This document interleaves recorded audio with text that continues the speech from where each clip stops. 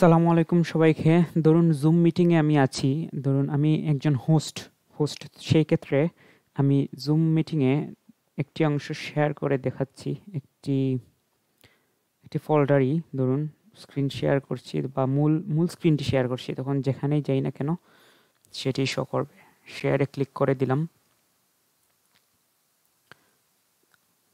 তো যেই ক্লাসটি ধরুন আমি এখন নিব মানে স্যাম্পল হিসেবে, সেটি আমি রেকর্ড করতে চাচ্ছি। তখন কিভাবে করব? এই যে উপরের দিকে টুলবার দেখতে পাচ্ছেন, তো মোর যে টুলবার থেকে যে মোর অপশন আছে, টুলবার থেকে মোর অপশনে ক্লিক করে রেকর্ডে ক্লিক করলেই আপনার রেকর্ড শুরু হয়ে যাবে।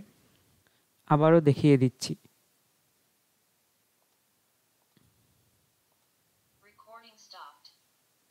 ধরুন টুলবার থেকে মোর অপশনে গেলেই রেকর্ড অপশনটিতে ক্লিক করলেই অ্যাজ এ হোস্ট আপনি হোস্ট হিসেবে সরাসরি রেকর্ড শুরু করে দিতে পারবেন। এতে আপনার কোনো অনুমতি লাগবে না।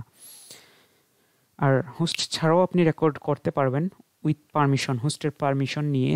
সেই ভিডিওটিও আমি আমার ডেসক্রিপশন বক্সে রেখে দিব, প্রয়োজনে আপনারা সেটা চাইলেও দেখে নিতে পারবেন। তো আজকে স্ক্রিন রেকর্ডের অপশনটি দেখিয়ে দিলাম। চাইলে আপনারা এখান থেকে রেকর্ডটি পজ করতে পারবেন, আবার শুরু করতে পারবেন। আবারও খুবই সুবিধা মতো আপনাদের প্রয়োজনীয় অংশ যাতে রেকর্ড হয়। তো এই রেকর্ডটি যাতে আপনারা পরবর্তীতে পান, সেজন্য কি করতে হবে? ধরুন এই মোর অপশন থেকে আমি রেকর্ডটি স্টপ করে নিলাম। তো আমার শেয়ারটিও স্টপ করে দিলাম। তারপর আমি মিটিং এন্ড করে দিচ্ছি।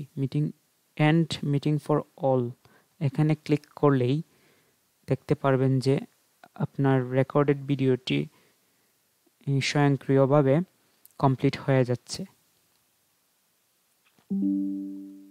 কিছুটা সময় যাবে, যত সময় আপনার এই ভিডিওটি